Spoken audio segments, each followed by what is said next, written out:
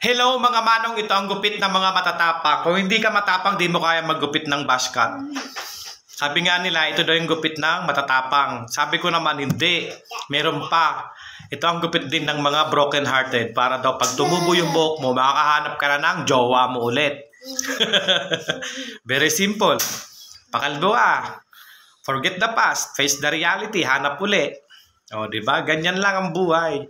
Ito nga po yung gupit ng mga advanced ROTC dito sa Benguet.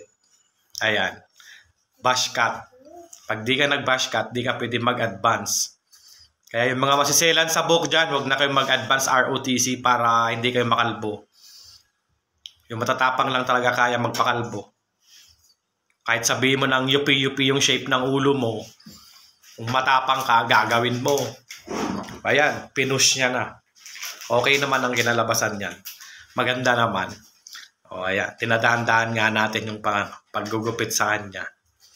Para lumitaw yung kagandahan ng shape ng ulo niya. Medyo maliit lang naman yung shape ng ulo niya eh. Hindi naman kagaya ng iba, sobrang laki ng ulo, kaliit ng laman. Siya hindi eh. Maliit ang ulo, puno ng laman. Ayan nga po, tapos na ang ating gupit sa kanya. Bush cut. 3 nga po pinagamit niya daw para wala nang sita-sita sa school.